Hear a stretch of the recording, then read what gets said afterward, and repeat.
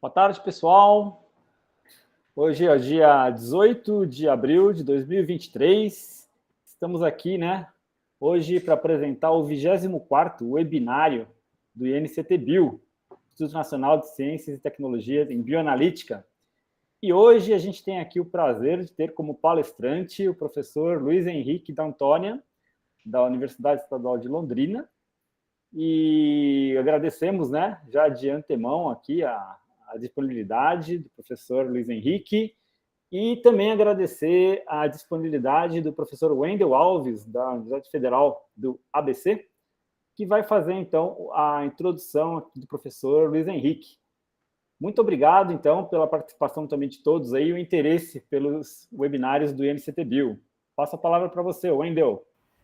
Fracassi, boa tarde a todos. Obrigado, Fracassi, aí pelo convite e a oportunidade de poder apresentar aí um grande amigo aí, o Luiz Henrique, que a gente já se conhece há bastante tempo, desde a minha época da pós-graduação. Então, é um prazer enorme de poder apresentá-lo e agora como nosso colaborador aí do INCT-Bio na área de sensores. Então, o Luiz Henrique, ele se graduou em Química com atribuição tecnológica pela Universidade de São Paulo, fez mestrado e doutorado em Química pela Universidade também de São Paulo, e um período de pós-doc aí, de doutorado sanduíche aí no Canadá. E atuou como pós-doutorando também no Instituto de Química e foi professor visitante na Universidade do Texas em 2009. E atualmente é professor associado, então, da Universidade Estadual de Londrina.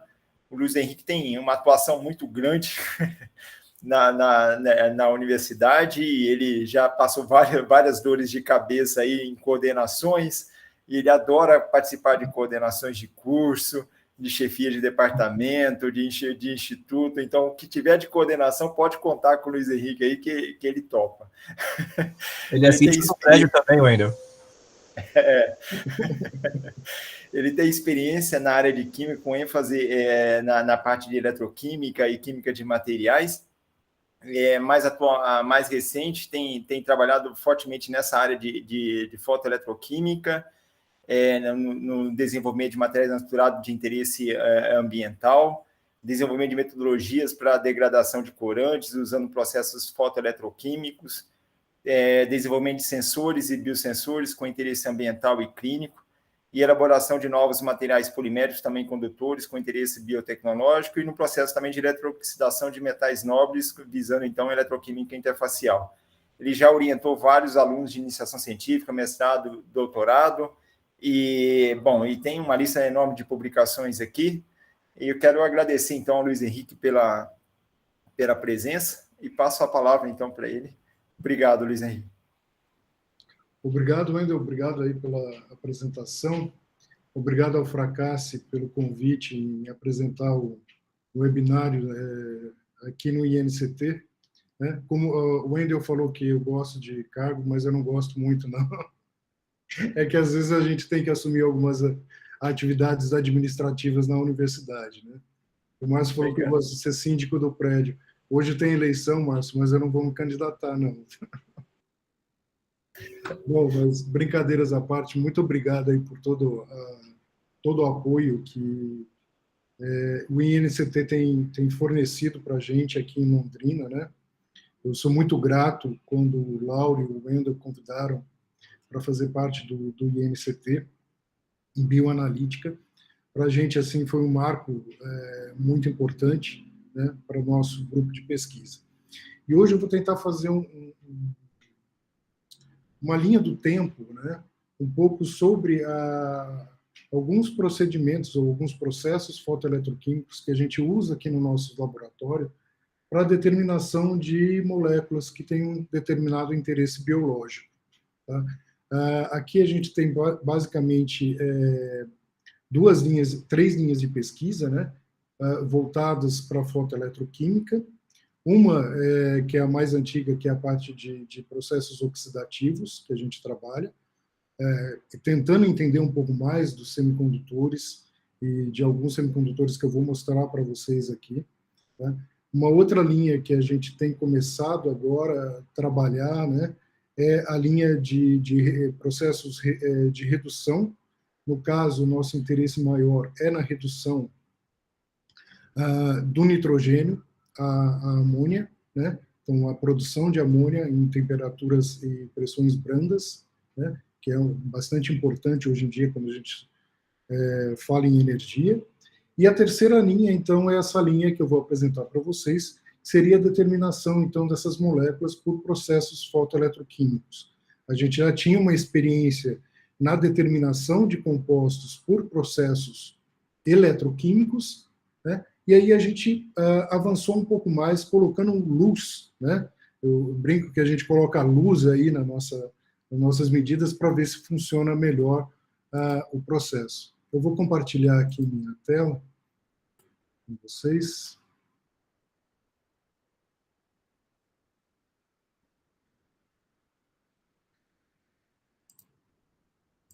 Vocês estão vendo, Wendel, o fracasso? Perfeito, Luiz. Tá, obrigado.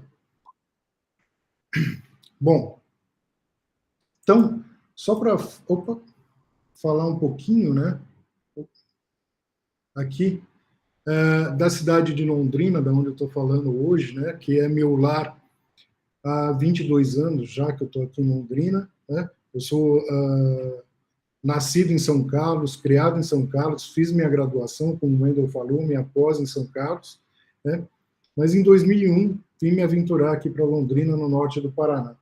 Eu gosto de mostrar bem esse mapa, né, porque todo mundo acha que porque a gente está no Paraná, a gente está mais ao sul do Brasil, né? Mas eu gosto de mostrar porque, na verdade, a gente está mais ao norte do que a cidade de São Paulo e a cidade de Santos, né? Se a gente traçar aí uma linha direto. Ou seja, a gente está numa região que é o norte do Paraná, tá? É uma região bastante rica, bastante interessante. É uma cidade que eu adoro, ela tem cerca de quase, a cidade está desatualizada, mas quase 600 mil habitantes. É uma cidade bastante bonita, interessante. Em 2018, a gente organizou aqui, eu e o Tarley, a 6ª Escola de Bioanalítica, né? Então, alguns do pessoal teve a oportunidade de visitar aqui Londrina.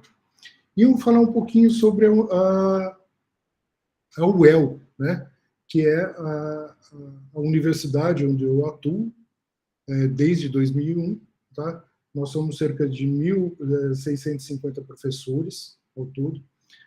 Atendemos mais de 14 mil alunos. Aqui nós temos o curso de Química, licenciatura e bacharelado no departamento em que eu atuo, tá? E de estudante de pós-graduação nós temos 4.500 estudantes aproximadamente. Nós temos o curso de pós-graduação, mestrado e doutorado, como brinquei que eu vou assumir a coordenação agora, né, a partir de junho.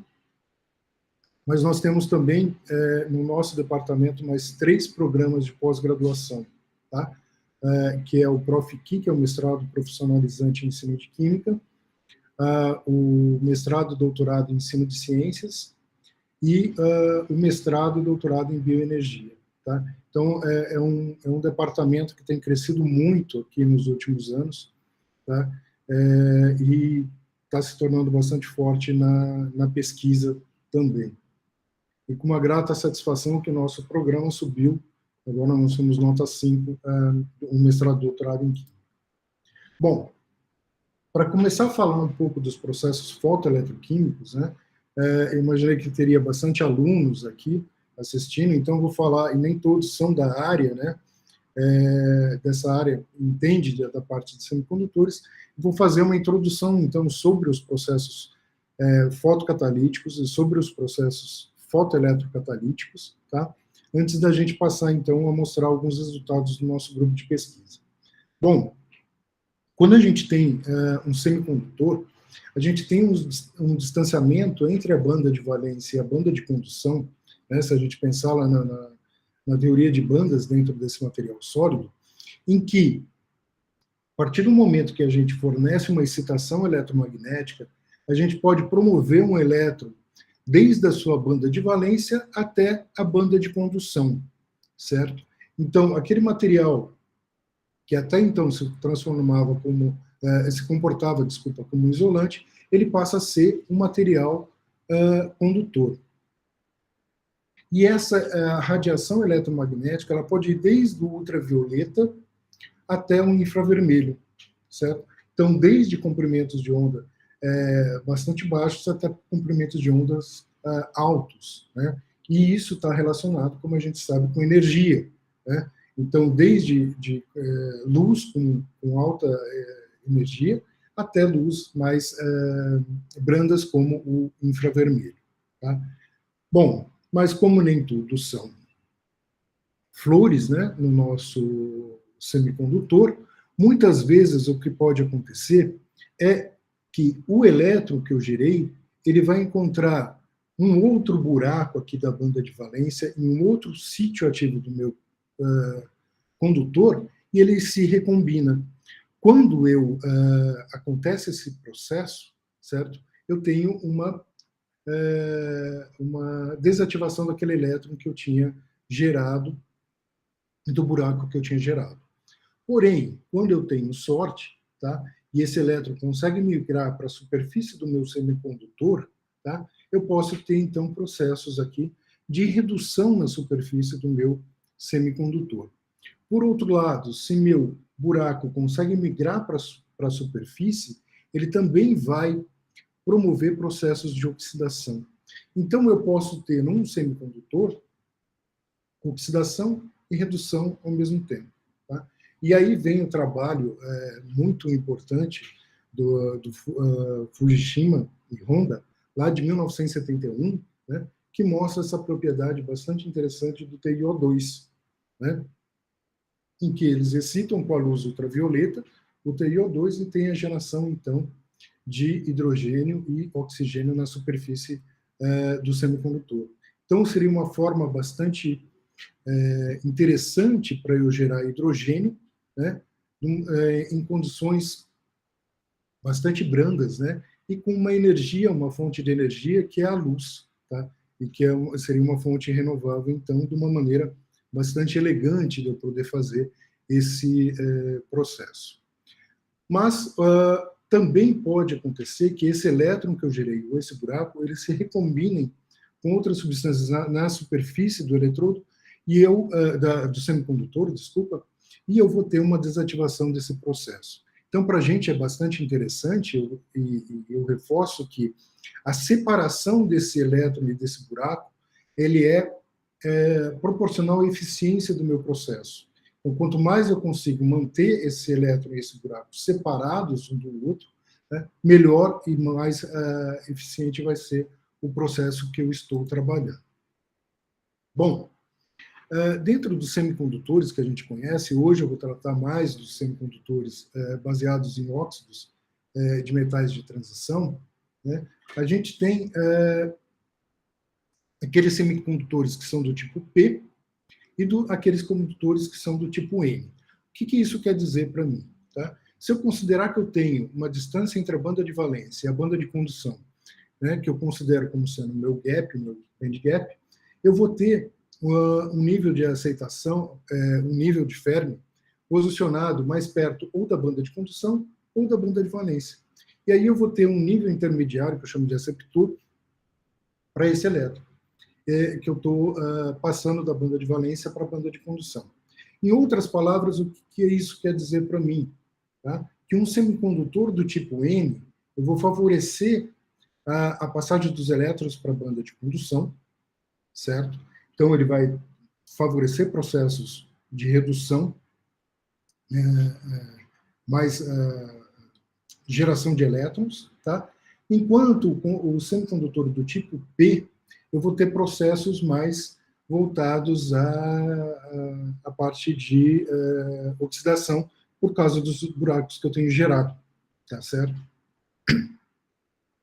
Bom, aqui eu apresento para vocês, então, né, sabendo que eu tenho um semicondutor, sabendo que eu posso fazer essa transição da banda de valência para a banda de condução, eu apresento aqui para vocês diversos semicondutores que a gente conhece atualmente. Tá? E aí, esse nível que eu tenho da banda de valência à banda de condução, eu posso medir através de uma energia, que eu chamo de band gap, a energia de band gap. Ou seja, É aquela energia que eu preciso para passar o meu elétron da banda de valência para a banda de condução. Quanto maior for esse band gap, mais energia eu preciso fornecer. Então, vamos pegar aqui, por exemplo, o TiO2, tá? Que tem um band gap de 3,2 eletronvolts. Ele está associado a uma excitação, tá? Na região da luz ultravioleta. Ou seja, eu preciso de bastante energia para fazer essa transição. Outro composto que está aqui ao lado dele, né, tem um band gap de 4 eletronvolts. Isso significa que eu preciso de mais energia ainda, tá, para fazer a excitação da banda de valência para a banda de condução do meu elétron. Em contrapartida, se eu pego aqui o óxido de cobre 1, eu tenho um band gap de 2,2 eletronvolts, que é considerado um band gap bastante baixo. E aí ele se torna um material bastante interessante para ser estudado, porque eu posso fazer a excitação dele na luz visível. Certo? Então, quando a gente escolhe um semicondutor, dos olhares que a gente tem é para esse band gap. Obviamente que quanto mais baixo a gente trabalhar com o band gap, mais fácil é a excitação desse eletrodo, desse semicondutor. E eu posso fazer essa excitação até na luz visível, tá? Então, imagine que a gente tem uma fonte de luz muito importante na nossa vida, que é o Sol, mas é uma radiação bastante intensa na região do visível. Então, se eu procuro trabalhar com semicondutores na região do visível, eu estou favorecendo, então, processos que podem acontecer utilizando o Sol como a fonte de luz. Tá certo? Bom, falei do semicondutor, do processo fotocatalítico, mas o que acontece se eu coloco o meu semicondutor, tá, num substrato que também é condutor, e do outro lado eu coloco um contraeletrodo aqui num substrato condutor e fecho esse circuito. Bom, se eu não excitar com uma fonte eletromagnética esse semicondutor, não vai acontecer basicamente nada, certo? Ou espero que não aconteça nada nesse processo. Porém, se eu excito com uma radiação eletromagnética, de acordo com que eu dou energia necessária para o elétron passar da banda de valência para a banda de condução, eu espero que eu vou ter elétrons passando, então, de um ponto a outro desse eletrodo. Então, vamos entender um pouquinho como que funciona o processo fotoeletroquímico, tá certo? Então, eu tenho a banda de valência e a banda de condução no semicondutor. Quando eu aproximo isso de um eletrodo, tá, e faço com que esse material, ou seja, coloco esse eletrodo em contato com uma solução aquosa, o que eu vou ver é uma depressão das bandas de valência e da banda de condução, ou seja, ela tem uma deformidade. Tá? Eu não vou entrar em detalhes aqui sobre essa deformidade, mas ela é importante para a gente no processo de transferência eletrônica na superfície do eletrodo. Tá? Isso vai me dar algumas características, mas eu não vou me ater muito a esse ponto agora, nesse momento. A banda de valência aqui e a banda de condução, eles vão trabalhar da mesma forma do que num semicondutor isolado. Eu vou passar elétrons da banda de valência para a banda de condução. Porém, eu tenho aqui um circuito fechado e eu posso fazer com que esses elétrons sejam drenados para o outro eletrodo, nesse caso, o que não acontece no processo fotocatalítico. Uma vantagem desse processo, tá, é que eu evito a recombinação do elétron diretamente com um buraco já no bulk desse material ou até mesmo na superfície desse material. Então, eu tenho um ganho de eficiência no meu processo fotoeletroquímico quando comparado com um processo fotocatalítico apenas, tá certo? E aí eu posso ter duas situações diferentes, tá? Há uma espécie reduzida que vai aproveitar aquele buraco gerado para passar por um processo de oxidação, então eu vou ter aqui o processo de oxidação dessa espécie, certo? E a espécie oxidada pode se reduzir novamente no contraeletrodo. Tá? Ou, né, eu posso ter processos paralelos acontecendo, como, por exemplo, a geração de oxigênio aqui no meu eletrodo de semicondutor e no meu contraeletrodo ter a geração de hidrogênio. Tá? Então, isso é um processo muito utilizado hoje em dia, né? O Juliano, que está aqui nos assistindo, é especialista aí na área, né, da geração de hidrogênio por split da água por processos fotoeletroquímicos. Tá? Então, isso é uma das maneiras que a gente pode trabalhar no processo. O que a gente trabalha aqui no laboratório não é na geração do hidrogênio, mas na geração da amônia, seja no contraeletrodo ou na própria superfície do semicondutor do tipo P que a gente trabalha.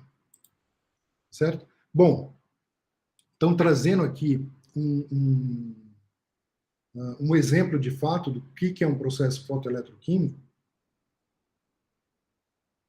eu trouxe aqui um dado que a gente tem, tá? Esse dado foi obtido por o Luan tá assistindo a gente aqui, ele está fazendo ele tem uma bolsa dada pelo governo canadense, dos líderes da América do Sul aqui, para passar 6 meses no Canadá. Ele está lá com a professora Clara Santato na Escola Politécnica de Montreal. E ele fez esses eletrodos de vanadato de ferro depositados em FTO. Quando a gente faz um voltammograma cíclico, ou seja, uma excitação eletroquímica, uma excitação, né, de variar o potencial e ver qual que é a resposta de corrente num processo, tá? Eu vou ver essa linha preta aqui quando eu não incido luz, tá certo?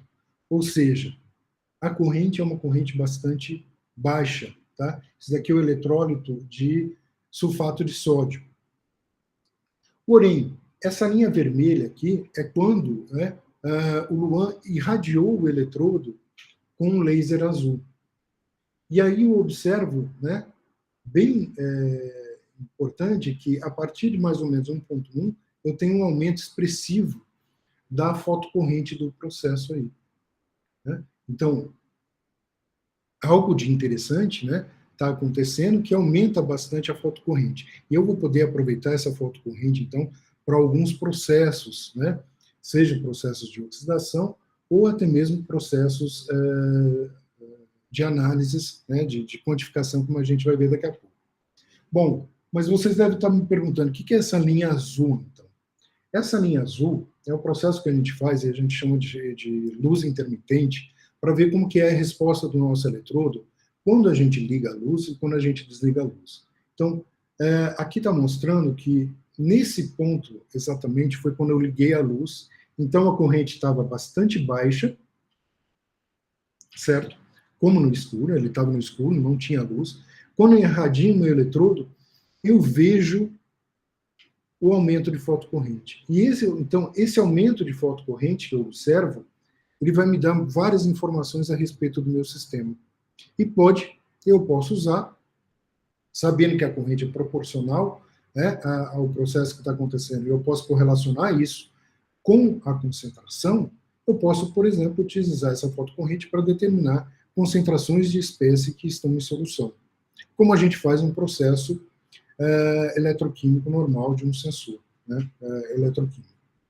Quando eu finalizo a irradiação, a corrente cai para aquela corrente do escuro. Então, eu observo aqui que esse comportamento desse eletrodo é bastante interessante. Eu consigo reproduzir, então, a minha voltametria linear na luz e no escuro, fazendo, então, essa variação de luz intermitente. Então, vocês vão ver muito desses gráficos que eu vou apresentando aqui dos nossos processos e as informações que a gente vai tirando, então, desses materiais. Bom, as primeiras análises fotoeletroquímicas, tá, elas datam, no estado sólido, lá do final da década de 80, né? Basicamente, o primeiro trabalho que surge, né, é do Huffman e do McNoble, de 88, tá? que eles chamam de LAPS, que é Light Addressable Potentiometric Sensor, tá? Que funcionava no estado sólido. Tá?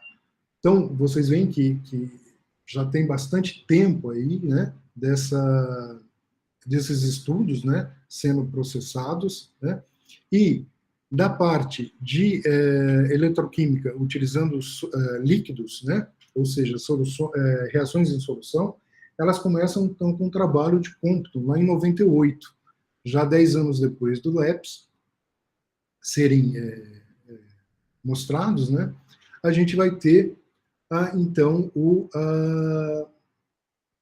um trabalho do Compton aqui de 98, desculpa, então, mostrando que era possível fazer a determinação e a quantificação, né, fotoeletroquímica de ácido ascórbico. Tá? Bom, aí como que vai se dar essa análise fotoeletroquímica, né, do meu material? Eu posso ter diversas formas de fazer essa análise. Uma é diretamente sobre a superfície do eletrodo, tá certo? Onde eu vou excitar meu semicondutor, os elétrons aí vão fazer uma reação junto com o meu material de interesse, e aí eu vou captar os elétrons e vou fazer, então, uma relação da corrente que eu tenho com a concentração desse material na superfície do eletrodo. Uma outra maneira é eu utilizar aqui um receptor que vai ser mais seletivo com o meu material, né? E também fazer essa determinação. Posso fazer a minha determinação tanto, não só pelos elétrons gerados, mas pela condutividade eletrônica, né, que eu estou gerando aí, por exemplo, por medida de impedância eletroquímica. Ou posso utilizar um fotoabsorvedor externo aqui, que vai excitar, vai gerar um produto e determinar esse produto na superfície do meu eletrodo. Uma das questões que eu esqueci de falar é que o semicondutor, sendo um óxido metálico, ele pode ser seletivo a determinadas espécies. Então, eu posso ganhar em termos de seletividade das minhas análises. Tá? E no último processo, é ter um fotoabsorvedor externo, né, com um receptor, fazendo uma seleção, então, melhor do meu analito de interesse. Tá? Esse review foi publicado há pouco tempo, e ele é bem interessante, é de um aluno da UFSCar, né, o Silon, com a professora Lúcia Mascaro, e o Merkin, que ele teve aí na Unicamp há pouco tempo, no laboratório da Ana Flávia também, certo? E aí, então, pensando nesses tipos de análise, eu posso ter diversas opções e possibilidades de trabalhar, então, com os meus fotoeletrodos aí, que eu estou sintetizando. Por exemplo, pela excitação direta do eletrodo, por uma amplificação de sinal, colocando um cocatalisador aí no processo, tá? Com um material que ele pode ser fotossensível, por exemplo, um corante que vai excitar e vai transferir elétrons para a banda de condução, aumentando a resposta do meu material. Tá? Posso pensar em biosensores fotoeletroquímicos, imunossensores, como aptasensores também, utilizando toda essa gama de fotoeletroquímica. Então, eu tenho diversas coisas que eu posso explorar. Bom, mas nesse momento vocês devem estar pensando, né, indagando, poxa, o Luiz está falando tanta coisa, né, de fotoeletroquímica, mas qual que é a vantagem que eu tenho de utilizar uma análise fotoeletroquímica em relação a uma análise eletroquímica normal? Bom, eu tenho todos aquelas vantagens das medidas eletroquímicas, como miniaturização, facilidade no material, na parte operacional, né, na instrumentação do material. Hoje eu tenho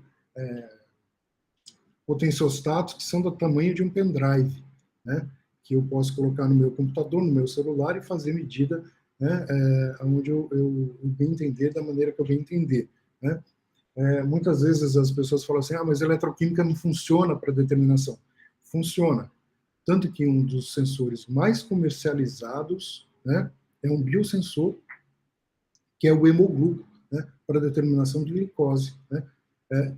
Basicamente, quem é diabético do tipo 1, né, tem que usar um hemogluco direto para ficar fazendo, então, a monitoração da glicose. Né? E esse é um sensor eletroquímico. Né? Então, assim, funciona? Funciona e funciona muito bem. Tá?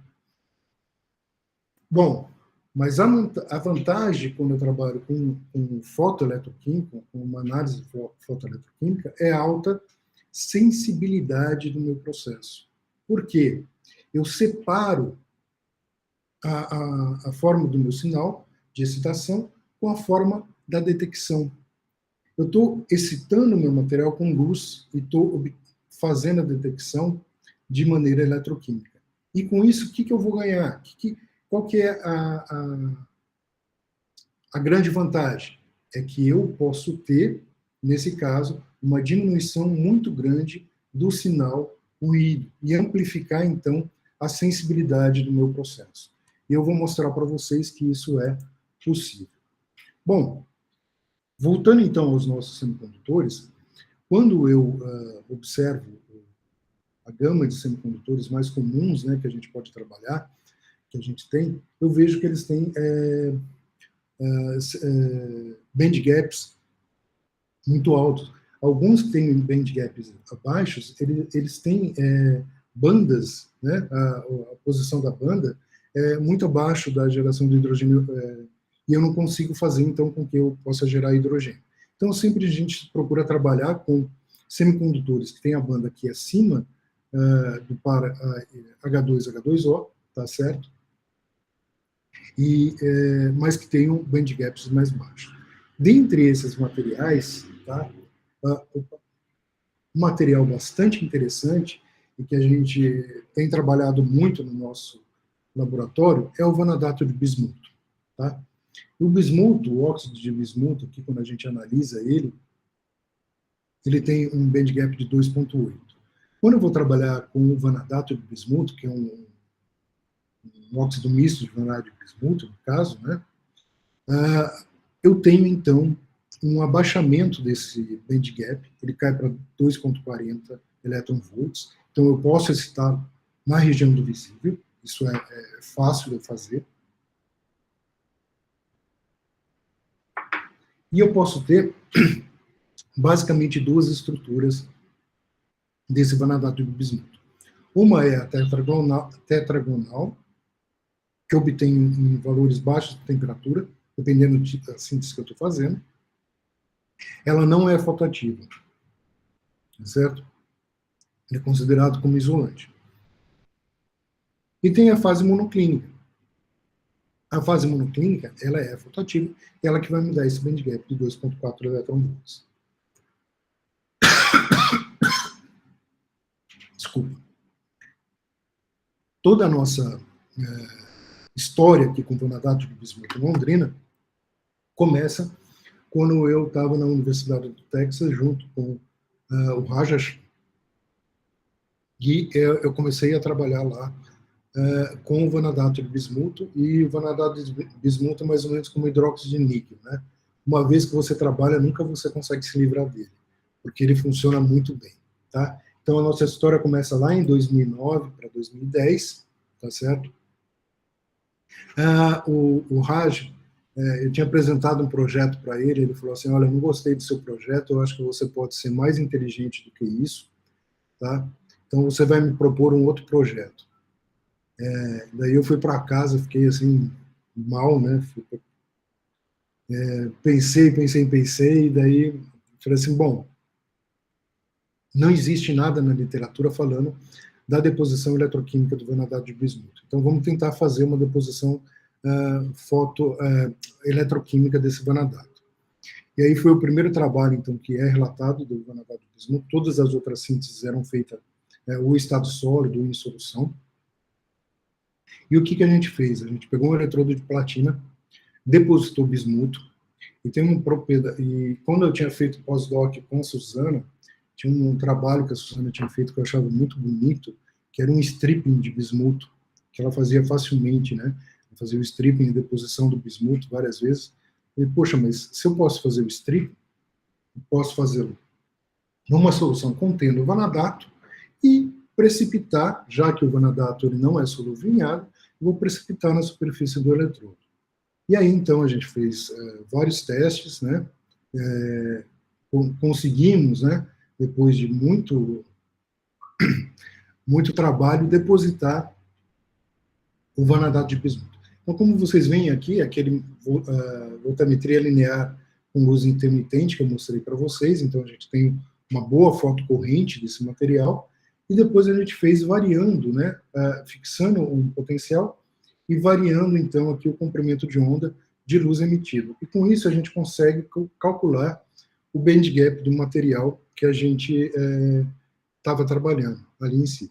E a gente chega a um band gap de 2,14 eletronvolts, que é mais baixo até do que o band gap nominal do vanadato de bismuto. Fomos bastante felizes com esse trabalho, né? Voltando então para o Brasil, a gente estava começando um doutorado associado aqui em Londrina, né? Então comecei com a orientação da Renata e da Adriana no doutorado, e elas começaram a trabalhar bastante com essa parte dos semicondutores, né? A Renata basicamente com o vanadato de bismuto e a Adriana com o óxido de zinco. Tá? Então a gente foi publicando alguns trabalhos, mas tudo que a gente fazia era voltado a entendimento daqueles semicondutores que a gente estava trabalhando, mas nada voltado a mais a área de determinação ou área analítica. Então, em 2016, a gente começou a se perguntar, né, poxa, será que esse vanadato de bismuto não vai ser ativo, então, com a luz? E aí a gente fez um trabalho, junto com a professora Ellen, aqui de Londrina, e o professor César Tarley, né, que era utilizar os eletrodos que a gente estava obtendo, né, como possíveis, né, fotoeletrodos para determinação. Aqui, no caso, a gente usou o atenolol. Então, a gente fazia a síntese desse material, não mais eletroquímica, mas de uma forma mais de síntese de combustão. Tá? Aqui está o procedimento, não vou entrar em detalhe, a gente já tinha estudado bastante. Essa síntese é uma síntese interessante para quem quer trabalhar com materiais, tá? Porque ela é uma síntese bastante fácil, bastante simples. Então, você coloca o material que você quer, geralmente um nitrato, junto com o combustível, tá certo? Tem uma proporçãozinha lá que a gente trabalha, né? Aquece esse material, e esse combustível pode ser ureia, tiureia, glicose, tem N materiais que você pode utilizar. E quando você aquece esse material, né, numa mufla ou mesmo numa chapa aquecedora, esse material entra em alta ignição e quando ele queima, né, a temperatura da chama é bastante alta, bastante intensa, que faz com que você forme, né, a fase monoclínica diretamente já no cadinho. Aí você faz uma maceração, dá uma calcinadinha nesse material e ele está perfeitamente, quase 100% de fase monoclínica. A gente fez um método de deposição para esse material, chamado de layer by layer, que é um método que a gente utiliza bastante aqui no nosso laboratório, que é mesclar entre um material de carga positiva, no caso a gente usava o PDDA, que é um policátion, e o nosso material que a gente tinha visto que ele tinha carga negativa. Então a gente ia fazendo então camadas de eletrostáticas aí, de absorção, né, eletrostáticas, e fazendo então esse material. Então ele fica um filme bastante fino, bastante homogêneo, é uma técnica bem simples e interessante da gente trabalhar. E o atenolol, ele é um antihistamínico bastante utilizado para hipertensão, tem uma gama muito intensa, então a gente poderia determinar esse atenolol tanto em produto farmacêutico quanto em urina. E por que urina? Né? Porque ele é muito utilizado por atletas para ganhar rendimento. Então ele é considerado como um material de doping. Né? Então, quando se coleta a urina do atleta para fazer exame antidoping, uma das substâncias determinadas é o atenolol. Bom, o que a gente observou é que ele tinha uma resposta eletroquímica bastante interessante, tá? Então, vocês veem aqui nesse voltamograma em verde, né? Eu tenho um aumento da intensidade da minha corrente, porém, um deslocamento para potenciais menos positivos, né? Então, é um processo eletrocatalítico que estava acontecendo ali, porém tinha um problema, né? Quando a gente irradiava a luz, não tinha mudança nesse valor, né, de corrente. Então, o nosso eletrodo ele não funcionou de maneira satisfatória como fotoeletroquímico, mas somente como um material eletroquímico. Mas a gente conseguiu fazer, então, uma determinação aqui com atenolol padrão, né? A gente fez lá, conseguimos uma região linear bastante boa, né? Com uma sensibilidade bem interessante, limites de detecção e quantificação bastante baixos. Então a gente partiu desse material para determinação em tablets de atenolol, né? Conseguimos um erro bem satisfatório aqui, né? E também fizemos a determinação em amostras de urina. Essa urina não foi urina humana, tá? A gente fez urina sintética para fazer essas análises, porque a gente teria que passar por um comitê de ética em pesquisa com o ser humano e a gente não teria como fazer isso aí. Então a gente fez, né, baseados em trabalhos, quanto que a gente conseguiria detectar nessa urina sintética, a gente fez e conseguiu uma taxa de recuperação de 93,1%. Isso foi muito interessante para a gente. Bom, mas isso deixou a gente muito intrigado ainda, que a gente não conseguia fazer, a gente fez várias tentativas, a gente não conseguia, até que numa colaboração com a professora Roberta, esse é um trabalho do grupo da professora Roberta, a gente a gente sintetizou todo o vanadato de bismuto para ela, ajudou na parte de caracterização, né, desse material, e aí então o trabalho da Maiara, né, fazendo agora não daquela técnica de layer by layer, mas fazendo uma dissorção com BHP em cima do eletrodo de carbono vítreo, tá? A professora Roberta conseguiu, né, uma fonte de excitação era uma luz, uma lâmpada dicróica, tá? Uma lâmpada simples, fácil de se encontrar no mercado, de baixo custo, né? A professora Roberta conseguiu fazer com que o vanadato de bismuto fosse fotoativo, né, na determinação do acetaminofenol, acetaminofeno, que é nada mais do que o paracetamol, o princípio ativo do paracetamol, tá certo? Então, aqui vocês podem observar o resultado que a gente tem na ausência do paracetamol e na presença aqui do paracetamol. Então, eu tenho um ganho de corrente muito, muito grande. Ou seja, se eu tenho um ganho de corrente grande, isso significa que eu vou aumentar a minha sensibilidade do eletrodo que eu estou trabalhando. Isso é muito importante. Aí elas fizeram determinações em diferentes potenciais, em diferentes pHs, e chegou então na construção da curva analítica para esse processo, certo? E aí, então, em comparação com os outros eletrodos que já existiam na literatura, mesmo eletrodos fotoeletroquímicos, tá? O material de vanadato de bismuto teve um ganho excelente aí nas propriedades para esse tipo de determinação.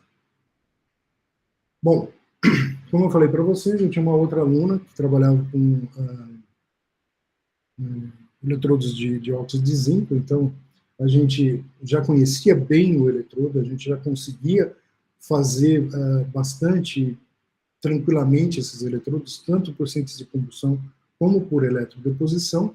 E aí teve uma aluna minha de mestrado, a Sana, que ela resolveu, né, ela queria tentar fazer essa determinação de glicose utilizando o óxido de zinco aí, num caso como um fotoeletroquimicamente, essa determinação. Então a Sana fez, ela sintetizou o óxido de zinco numa solução junto com óxido de grafeno reduzido, tá? Então o eletrodo ele se tornou bastante condutivo, uma boa resposta fotoeletroquímica. E aí então ela fez essa deposição num aço 304, aço inoxidável, ou seja, se a gente fosse pensar numa aplicabilidade mais baixo custo do material, né, então a gente poderia então, pensar nesse tipo de análise. Então, aqui a gente vê o aço com óxido de zinco no escuro, e aqui o aço com óxido de zinco na luz. A gente tem um ganho expressivo de corrente, quase 3 vezes mais o ganho de corrente. E também melhorou bastante, quando a gente trabalhou com a luz e com óxido de grafeno, a resposta tanto do limite de detecção, quanto do limite de quantificação, e a sensibilidade do nosso eletrodo. Tá? Vocês veem que a gente consegue uma sensibilidade até 2 vezes maior do que do eletrodo comum, tá? Sem luz, né? Sem ausência de luz. Eles também se demonstrou bastante interessante em relação aos interferentes normais para a glicose, como frutose, ácido úrico, ureia, glicose. Tá? Ele mostrou baixa... Um outro eletrodo que a gente trabalhou também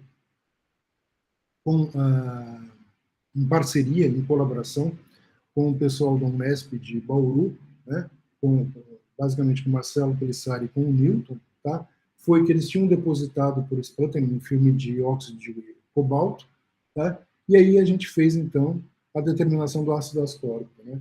Mas vocês podem estar se perguntando, poxa, mas em 98 o Compton já fazia determinação de ácido ascórbico, em 2022 ainda vocês continuam fazendo?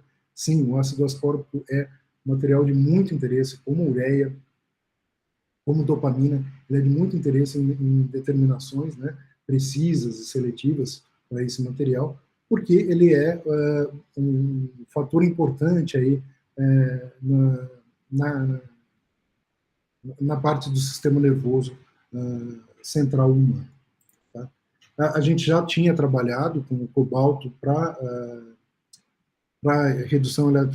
oxidação eletrocatarítica do ácido ascórbico, e então a gente volta para trabalhar nesse material.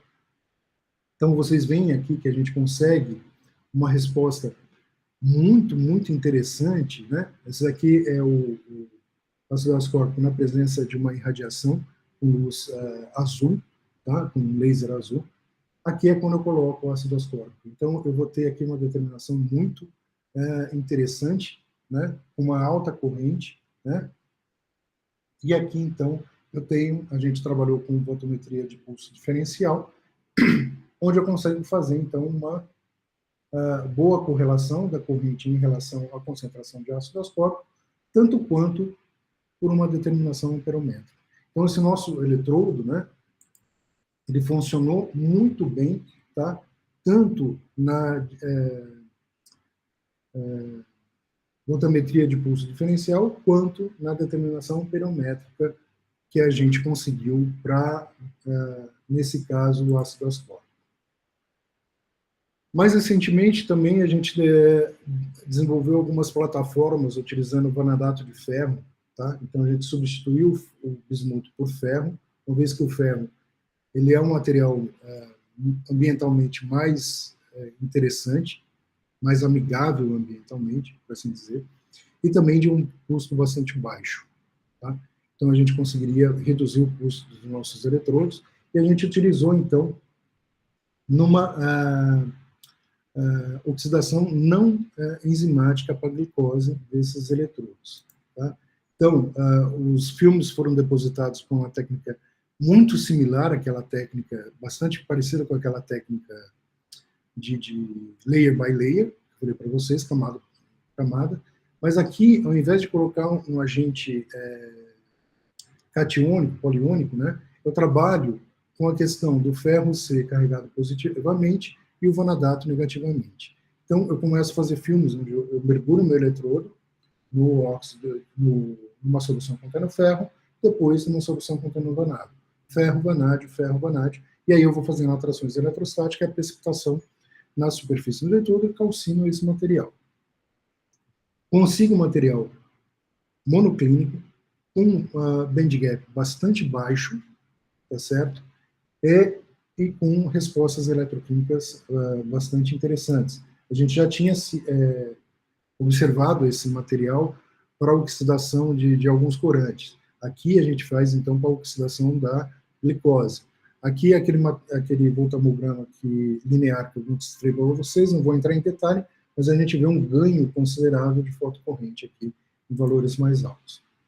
Uma coisa interessante aqui, que eu trago para vocês desse eletrodo, para mostrar como a luz tem um efeito muito, muito interessante no semicondutor, é que aqui eu tenho as medidas de impedância que a gente realizou. A partir delas eu posso calcular a resistência à transferência de carga, né, fazendo um fitting desses espectros de impedância. E a gente calculou, então, quando eu tinha a resistência à transferência de carga, quando eu irradiava com uma luz azul, e quando eu não irradiava esse eletrodo e deixava ele no escuro. Então, vocês veem que quando eu aumento o potencial, a resistência à transferência de carga, na luz, ela diminui, e no escuro, ela aumenta. É um efeito contrário. Ou seja, indica para mim que eu facilito processos na superfície do meu eletrodo. E aí, então, a gente fez uma varredura em diferentes potenciais. Tá? O que a gente observa aqui é que em 0,6 volts, eu tenho a maior diferença entre a concentração de glicose e sem glicose para a aplicação de luz, então, no meu eletrodo. E com isso, então, a gente escolheu esse potencial para fazer nossas determinações, tá? Aqui a gente vê que a gente consegue traçar a nossa curva analítica, tá certo? E o nosso eletrodo tem boas condições de intervalo de linearidade, sensibilidade e limite de detecção. Certo? Esse eletrodo a gente irradiava com laser azul, que a gente comprou da China, custava acho que R$70, R$80 o laser. Bem baratinho. Esse é um dos trabalhos mais recentes que o Luan desenvolveu, né? Também trabalhando na plataforma utilizando o vanadato de ferro pelo processo Sila, e aí a gente fez a determinação, então, de dopamina. Né? A gente fez também de duas formas diferentes, por voltametria de pulso diferencial, a gente vê que a gente consegue duas regiões de linearidade, teve uma boa estabilidade, né, esse eletrodo. Então, com duas regiões lineares que a gente poderia utilizar, tá? Uma sensibilidade alta na presença de luz, né? Com um limite de detecção e quantificação bastante interessantes, então, no caso que a gente estava trabalhando, com pulso diferencial. A gente fez também a determinação amperométrica, tá? Da dopamina nesse eletrodo. Também a gente tem duas regiões lineares, conseguimos boa estabilidade desse material, tá? Com sensibilidade bastante boa, né, comparado com a da literatura, e limite de quantificação. Então, a gente vê que o nosso trabalho ele se insere muito bem, né, quando a gente vê o estado da arte aí para esses eletrodos utilizando para determinação de dopamina. Esse trabalho foi bem interessante porque a gente fez a determinação de dopamina tanto em produto farmacêutico, né? A gente obteve uma boa correlação com a L-Dopa, né? Então, mesmo não sendo a dopamina que está no produto farmacêutico, a gente conseguiu fazer essa determinação dela com os nossos eletrodos, uma correlação bastante boa, tá? Com o material. E a gente trabalhou também com um neurocirurgião, né? Que ajudou a gente a fazer o fluido cerebral, tá? Em condições adversas, em diversas condições aí, né? E como que a gente conseguia correlacionar essa concentração determinada no fluido cerebral. Foi um trabalho bastante bonito, mas o que eu acho muito interessante também é que a gente fez nesse trabalho, esse trabalho ficou bem completo, muito interessante.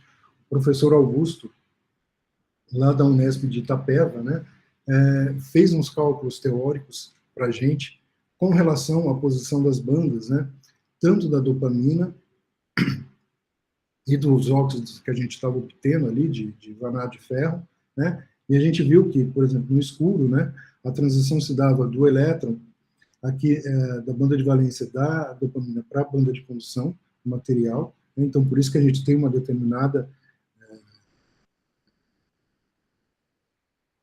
codificação ali pela corrente, mas o mais interessante é quando eu tenho a aplicação da luz, né, que eu vou favorecer, então, esse processo e aí a determinação.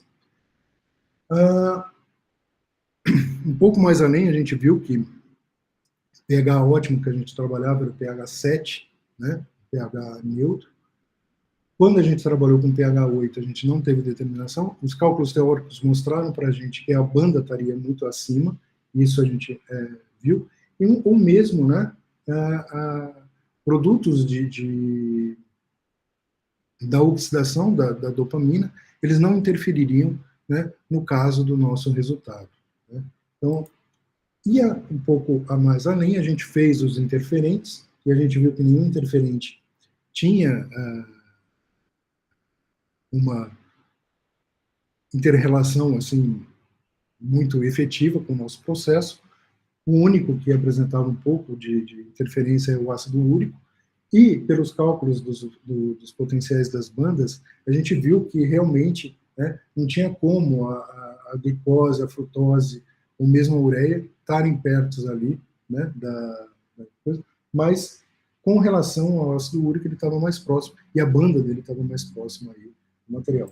Então foi um material bem interessante, tá? Eu estou indo agora para os finalmente do trabalho que a gente está desenvolvendo, né, que é o diagnóstico da COVID-19, usando esses fotoeletrodos de vanadato de ferro. Tá?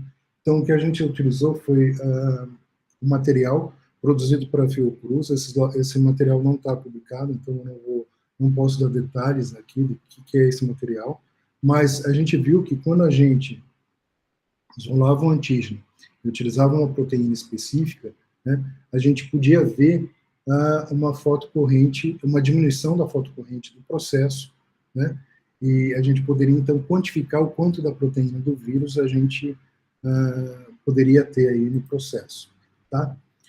O que a gente fez, a gente utilizou um intermediário que foi o formiato, nesse caso específico. A gente viu que quando a gente aumentava a concentração de uma dada proteína contida no vírus, ele teria uma diminuição, então eu poderia fazer uma correlação linear, uma quantificação dessa proteína. Bom, partindo para os testes efetivos desse material, a gente tentou determinar o vírus agora em saliva humana, né, em colaboração com o pessoal da Federal do Paraná.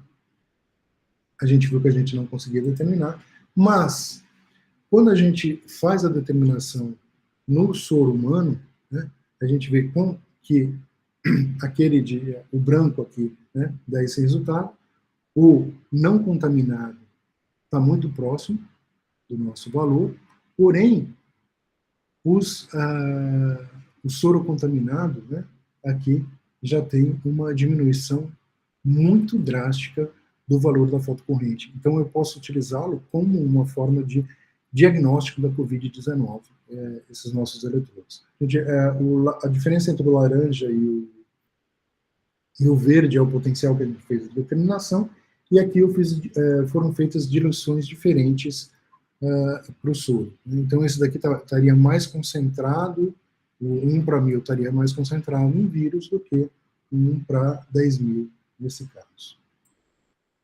Bom, finalizando então, né, como eu falei para vocês, está dando quase uma hora aí de seminário, tem muitas maneiras que eu posso sintetizar esses vanadatos que a gente tem trabalhado, ou os óxidos, né, preparando plataformas diferentes para diferentes analitos. Tá? Então, isso é uma coisa que é um leque muito grande que abriu para a gente, né? Os frutos a gente está colhendo mais atualmente, né, dessas plataformas. E o mais importante que eu sempre falo para os alunos é que a gente tem que estar bem no laboratório e se divertindo, ou seja, né, a gente tem que estar gostando daquilo que a gente está fazendo e para aquilo que a gente está fazendo dar uma boa aplicabilidade. Bom, com os agradecimentos, né, tem um colaborador que foi meu aluno de iniciação científica aqui na UEL, né, logo que eu comecei, que é o professor Marcelo, que está na Unesp de Bauru. Um colaborador mais recente, que a gente tem fazendo bastante coisa junto, que ele trabalha com a parte teórica, e é muito interessante, está dando uns resultados maravilhosos para a gente, que é o professor Augusto Bacagim Neto, da Unesp de Itapeva. A professora Carol, da Universidade Federal do Paraná, ela que faz todas essas partes de análise com vírus para a gente, né? É uma colaboração dentro de um projeto universal do CNPq que a gente aprovou, né? Junto também com o professor Márcio Vidotti. O Márcio gosta de falar que ele foi meu primeiro aluno de iniciação científica, ainda quando eu estava lá na USP de São Paulo, né? Então vocês veem que a gente vai, os frutos ainda vão sendo obtidos aí, né? As colaborações com os meus ex-alunos de iniciação científica aí são muito profícuas, né? Muito interessantes. Aqui na UEL, a professora Roberta, né, e o professor César Tarley, que me ajudam muito na parte analítica, né? Minha formação não é analítica, é físico-química, mas eu gosto dessa parte, mas eles me ajudam muito aí, né? Porque a gente tem colaborado bastante em conjunto. O professor Roberto, que é da parte de materiais, essa parte de fotoeletroquímica também, né? Uma colaboração muito, muito boa. E o professor Paulo Rogério. O Paulo Rogério, ele é da parte de raio-x, ele que ajuda muito a gente na parte de raio-x. Mas também, né, todo esse trabalho não seria possível sem a ajuda dos nossos alunos. Aqui está uma foto, está um pouco defasada aí, tem alunos mais novos, até que estão assistindo aqui o seminário, né? A gente precisa atualizar a foto, mas o Luan é bastante responsável por boa parte desses trabalhos, né, que a gente tem feito, né, e tem realizado aí na parte de fotoeletroquímica. Tem a Júlia, o Gustavo, o Pedro, o Guilherme, o Justin também está aí, né, começando o mestrado com a gente, né. Então, muito obrigado a todos os alunos também aí pela ajuda que eles fornecem. E também toda a parte financeira, né? Sem dinheiro a gente não consegue fazer nada. Então, a CAPES, o CNPq, a Fundação Araucária, né? E principalmente o INCT de Bioanalítica, né? E que realmente foi muito interessante esse trabalho do Covid, é um resultado também, né, de um projeto do Covid que a gente teve. Então, aí a gente vai trabalhando juntos. E muito obrigado pela atenção de todos vocês aí, assistindo o seminário, certo? Bem, Luiz, acho que a gente que tem que agradecer aqui a excelente, eu diria brilhante apresentação que você fez aqui. Foi uma verdadeira aula de fotoeletroquímica, né? Muito, muito bom mesmo. Wendel, você quer coordenar aí a parte de perguntas? Fica aí sobre o seu... Você falou que tinha que sair, né? Não sei se você quer coordenar aí. Pode ser, Fracassê. Eu acabei ficando aqui, ó. A palestra foi tão interessante que eu acabei ficando aqui e abandonei o fórum. É porque tinha 2 seminários ao mesmo tempo. Tinha o seminário do departamento aqui, eu acabei desistindo de... Fiquei para prestigiar o Luiz Henrique aí. Então, passo a palavra aí a vocês aí, alguma dúvida? O Emanuel parece que tem uma dúvida. Obrigado aí, Emanuel, pelos elogios. Se puder começar, eu começo elogiando, né? Foi uma excelente aula de fotoeletroquímica, muito bom. Eu, como todo esse material, essas banda de gap, banda de valência, níveis de energia de Fermi, para mim é muito abstrato. Quando eu vejo alguém com proficiência, eu fico admirando. Então, fico só apreciando o processo. Na fotoeletroquímica, né? Então, você usa a radiação eletromagnética para mudar os parâmetros do eletrodo, mas também a gente sabe que tem a fotoquímica clássica, né? Que a reatividade das moléculas também é afetada, né? Mudança de pH, mudança de potencial de oxidação. Então, eu queria saber se em algum momento no processo você leva em conta o quanto um analito pode estar também contribuindo sob radiação. Né? Às vezes as duas coisas podem se juntar, né? O eletrodo muda um pouco, a molécula favorece também um pouco o processo da condutividade. Que você, se você alguma vez viu algum fenômeno assim? Isso é muito legal, muito boa pergunta aí, Manuel, porque assim, realmente isso acontece. No nosso caso, basicamente, como a gente utiliza a excitação desses analitos na região da luz visível, né? Só o caso mais específico foi do óxido de zinco, que a gente trabalhou com UV, né? Então a gente foge um pouco dessa excitação, porque os nossos analitos não são excitáveis na região da luz visível. Por isso que há uma migração até da gente trabalhar com processos oxidativos utilizando corantes para parte de eletroanalítica, onde a gente vai trabalhar com analitos que não têm excitação na região do visível, né? Porque no corante a gente tem essa excitação. E aí ele tem uma interferência bastante importante aí no caso. Tá? No nosso caso, todos esses analitos que mostrei até o momento, eles não têm excitação no visível. Ah, tá. Não, então eu que perdi um pouco da informação, porque uma hora eu perguntei que comprimento de onda será que ele está excitando? Né? Eu lembro que você, no comecinho você falou que estava explorando, inclusive, para o visível, acho que, mas foi bem num exemplo que você mostrou, acho que o óxido de titânio, e era com ultravioleta. Então eu fiquei com ultravioleta na cabeça. Mas não, se você está no visível, melhor ainda. Geralmente a gente utiliza uma luz xenon, né, cortando a região do ultravioleta para ter só a região do visível mesmo, da excitação. Eu esqueci de falar, desculpa. Cada eletrodo é uma excitação diferente. Verdade. Obrigado, Emanuel, pela pergunta, Emanuel. E agora passa a palavra, acho que na ordem aqui, tem o Fracasso e Isabela. Isabela, vou ser as mulheres primeiro aqui, Fracasso e a Isabela. Isso que eu ia falar, passa a Isabela na minha frente. Obrigada. Eu sou a Isabela, sou aluna do Vidotti. Primeiro eu queria parabenizar o professor pela palestra. Eu sempre aprendo muito. E eu queria perguntar sobre aquele experimento da impedância. Aqueles potenciais que o prof escolheu foram com base na voltametria, é isso, prof? Se você pudesse falar mais um pouquinho do experimento, como que foi feito? Você diz aqui da dopamina, Isabela? Opa, aqui. Desculpa. Esse aqui, né? Isso. Sim. Foi baseado na voltametria. Você vê que a gente fez uma varredura de potenciais aqui, né? Isso, E depois a gente escolheu um potencial fixo, que foi o potencial de determinação da glicose, nesse caso específico. Tá, entendi. Obrigada, prof. O Vidotti quer explorar mais esses resultados, a gente precisa sentar e explorar junto com o Marquese mesmo. Meus conhecimentos de impedância são restritos. Aí. Não, mas bem legal esse experimento, eu gostei. Obrigada. Imagina. Obrigado, Isabela, pela pergunta. Fracasse, por favor. Ô, Luiz, obrigado. Vou continuar nesse slide aí mesmo, a minha pergunta. Super interessante esse gráfico que você coloca, né, que na incidência de luz você tem um comportamento, né, e sem a incidência de luz você tem outro comportamento. E aí o que chama a atenção, né, você aumenta o potencial, você aumenta a resistência de transferência de carga, né?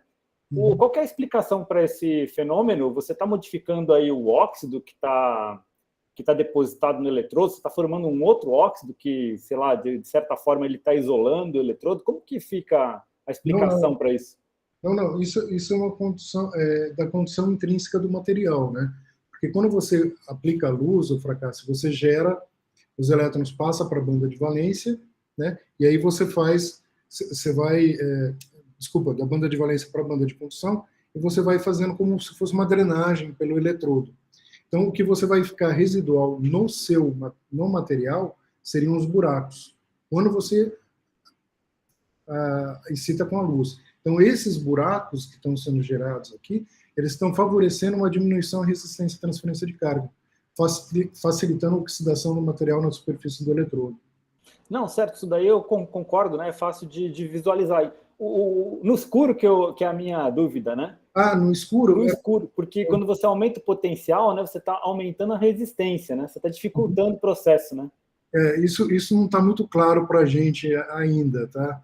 Mas eu acredito que não é uma mudança estrutural do material, não. É só alguma mudança mesmo da condução na superfície do eletrodo. A pergunta contrária, né? Por que ele tem uma resistência tão baixa e potenciais baixos, né? Pergunta a mesma, mas ao contrário. Uhum. Posso fazer mais uma rapidinho? Aí eu fico quieto. Claro. Uma outra também dúvida que eu tive lá no comecinho da sua apresentação, que também achei muito legal, né? A deposição que você fez do vanadoto de bismuto eletroquimicamente, né? E aí, pelos dados, né, já leva a gente a concluir que o formato que é depositado é o monoclínico, né? Sim. Você já viu alguma coisa em relação à deposição eletroquímica que leve à formação de outras fases cristalinas? Você consegue fazer isso eletroquimicamente?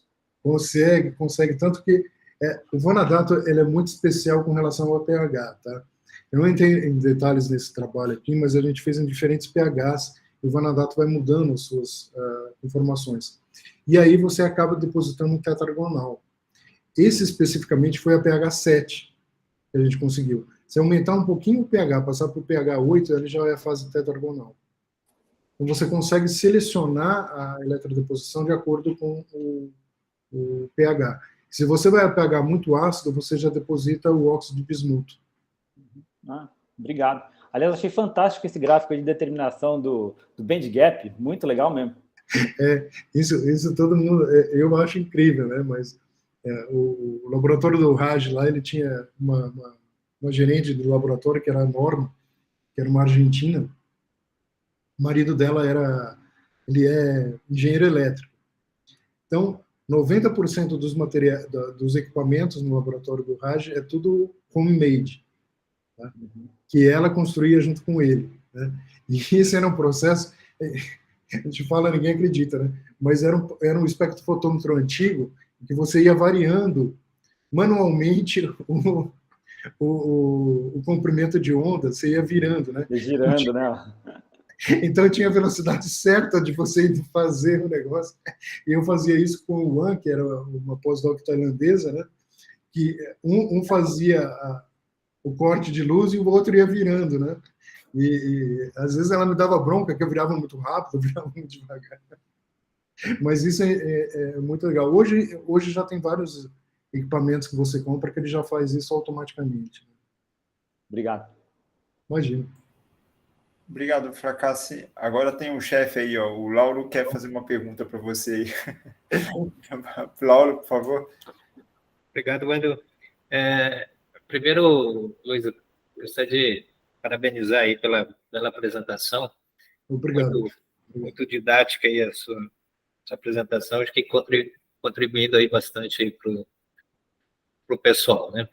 A minha pergunta é o seguinte: basicamente, quando você vai fazer o biosensor em função dessas questões da configuração que você faz aí com os semicondutores, a resposta que você normalmente acaba tendo é uma diminuição da corrente ou da fotocorrente, correto? Do biosensor, sim, é para um bloqueio da superfície. Exato. Então, é isso que acaba mais ou menos acontecendo, ou seja, o mecanismo de resposta normalmente acaba sendo como se a sua biomolécula que você está detectando esteja fazendo sombra, você não consegue chegar à luz no seu semicondutor. E aí a pergunta é, quando você vai aplicar em amostras mesmo, basicamente esses semicondutores são a base de óxidos, né? Sim. E a gente sabe que nesses óxidos o problema de absorção é muito crítico, né? E como que você consegue minimizar, ou quais as estratégias que podem ser adotadas no sentido de minimizar a questão de absorção de moléculas, vamos dizer assim, adsorventes que vão ter em amostras biológicas, por exemplo? Isso é uma maneira, seria mais o pH mesmo, sabe, Laura? Porque não tem como a gente fazer uma barreira física para não absorção disso.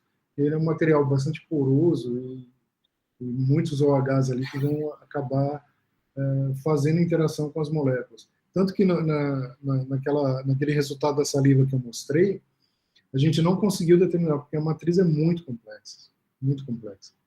Né? Mas no caso do soro, não deu certo. Né? Mas, assim, a estratégia seria trabalhar mais com o pH para evitar a dissolução em determinadas faixas. Né?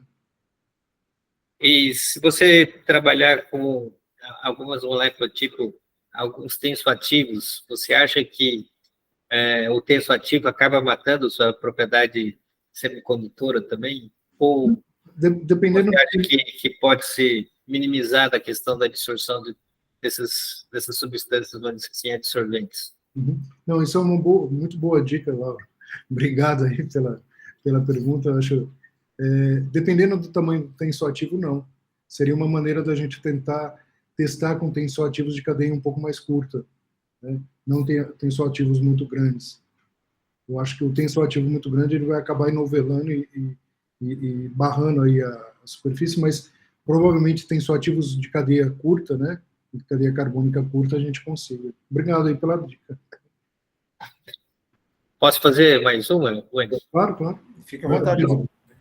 A outra pergunta é assim, você fez ali alguns sensores, agora não bio na essência, mas detectando aí ácido ascórbico, dopamina, naquele trabalho que você acabou mostrando aí, e que é basicamente, né, da questão da possibilidade de você fazer a oxidação do seu analito sobre a propriedade ali semicondutora do seu material, correto? Sim. E aí é o seguinte, no caso da dopamina, a gente sabe que é perdão da palavra, mas é uma desgraça a questão da absorção.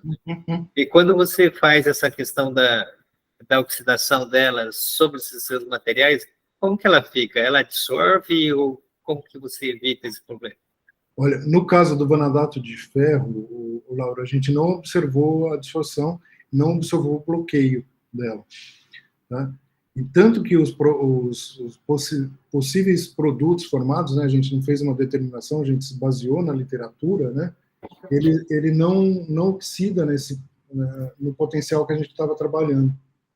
Então, isso para a gente, até aqui, né, a gente consegue ver que ele está bem abaixo os níveis da banda de energia, então a gente não consegue fazer essa oxidação do material. E eles não absorveram, né? Então a gente teve sorte nesse processo aí. Então, esse é o do vanadato. Não sei para outro eletrodo aí. Isso é uma vantagem muito grande, porque todo e qualquer método, vamos dizer assim, eletroquímico que leva à oxidação da molécula tem fatalmente problema da absorção. Sim. Eu acho que esse é um ponto muito interessante. E só fazendo a questão, acho que numa das tabelas que você mostrou aí, acho que a amperometria, o seu limite de detecção foi menor do que com a pulso diferencial. Quando você faz pulso diferencial, o que normalmente acontece? Por que acaba dando um limite de detecção maior? É que normalmente a gente esperaria pelas técnicas eletroquímicas a pulso diferencial dar um melhor resultado em termos de limite de detecção, né? Olha, cadê aqui? Aqui, né? Não. Isso. Não, acho que está mais para frente. Peraí. Olha, acho que numa das tabelas, eu não anotei qual tabela que era. Aqui. Nesse caso aí, a pulso diferencial tem um limite de detecção maior do que a da crono, vamos dizer assim, né? A amperometria. Eu não sei dizer, Laura, eu preciso dar uma investigada aí. O que aconteceu aí? Mas a gente fez, se eu não me engano, não sei se o Luan que fez o limite de detecção, se ele fez por adição ou pelo erro do branco. Oi, Luan, você pode responder? Opa, posso sim, deixa eu só ligar minha câmera aqui. Boa tarde a todos. Então, professor, excelente pergunta sua, e eu lembro que no caso dessas medidas, Eu acho que foi com relação à corrente de fundo. No nosso caso, utilizando a cronometrometria, a nossa corrente de fundo, no escuro, ela foi inferior às medidas realizadas com a técnica de voltametria de pulso. Então, se não me falha a memória, foi com relação a isso. Eu posso estar enganado, tenho que confirmar isso exatamente como que foi, mas talvez esteja relacionado a isso.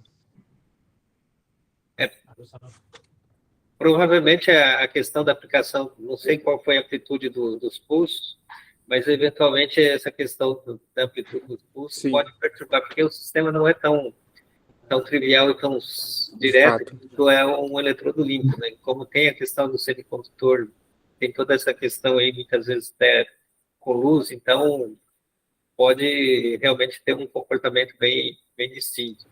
Mas para mim chamou bastante atenção essa questão. Eu lembro que nós fizemos uma otimização de alguns parâmetros da voltametria de pulso, baseando-se em alguns trabalhos da literatura, mas foi uma otimização, como que eu posso dizer, nós alteramos um fator de cada vez, não foi uma alteração, não foi feito um planejamento experimental para otimização, que seria o ideal para avaliar a influência de todos os parâmetros, no caso da voltametria de pulso diferencial. Mas eu acho que sim, é uma questão interessantíssima que o senhor levantou aqui, e fica a dica para a gente também, nos futuros trabalhos, levar mais em consideração esses pontos. Excelente. Ok, muito obrigado. Obrigado, Lauro. Obrigado, Lauro. Obrigado a todos aí pela participação. Ô, Luiz Henrique, eu fiquei só com... Posso fazer uma perguntinha rápida? Só eu fiquei por último aqui. Sobre estruturalmente falando, a diferença entre o vanadato de bismuto e o vanadato de ferro, estruturalmente falando, você chegou a ver a diferença? Porque o raio iônico dele é muito maior, né, do ferro em relação ao do bismuto lá. E você verificou alguma mudança estrutural? Se também você chegou a quantificar os defeitos, né? Porque são estruturas, são aqueles defeitos de Schottky, que é muito comum nesses compostos iônicos. E o que você esperaria, e se você chegou a quantificar esses defeitos aí quando você mudou o bismuto pelo ferro? A gente não chegou a fazer uma comparação ainda. Isso é muito interessante que você colocou. Daria para a gente fazer, porque a gente tem as medidas de shot, mod shot, né? E daria para fazer uma comparação entre um e outro. Mas a estrutura é muito diferente, muito diferente. E um dos problemas que a gente tem com o vanadato foi uma condição específica que a gente conseguiu uma fase monoclínica pura, tá? Tanto que a gente chama de FeVO, porque na verdade era uma mistura de fases. Né? Então, esses eletrodos não daria para a gente fazer essa comparação. Mas, com o vanadato de ferro na fase pura, daria para a gente fazer, sim. Boa dica aí. Obrigado aí. Legal, gostei muito do trabalho aí, gostei muito da apresentação, Luiz Henrique. Obrigado aí, parabéns pelo excelente trabalho aí. Obrigado, eu que agradeço, Evandro. Eu agradeço a todos aí pela presença, passo a palavra para o Fracassi. Fracassi, por favor. Obrigado, Wendel. Só mais uma observação aqui, Luiz. A gente estava conversando outro dia na parte da coordenação, né? E havia uma proposta, assim, uma ideia, na verdade, né? Que a gente podia eventualmente fazer tutoriais de alguns assuntos, né? Para colocar lá no nosso canal do YouTube, né? Nossa, vendo a sua aula de fotoeletroquímica, eu acho que isso daí cairia como uma luva, né? Num dos tópicos. Né? Eu posso, mas eu vou pedir ajuda ao Flávio, porque o Flávio, na outra reunião, ele fez também uma apresentação fabulosa, eu fiquei assim, boquiaberto nessa parte de fotoeletroquímica.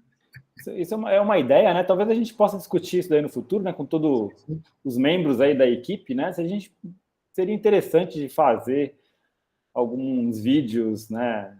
Que a gente pudesse usar nas aulas de bioanalítica, né? Seria muito legal, né? Se a gente tivesse material disponível para isso.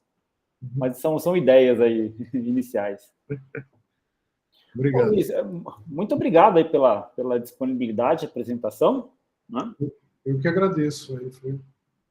Dando um informe aqui, né? No próximo mês de maio, a gente faz um webinário por mês, né? No próximo mês de maio, a palestrante será a professora Carla Bottoli, aqui da Unicamp, no dia 12 de maio, caindo uma sexta-feira, né?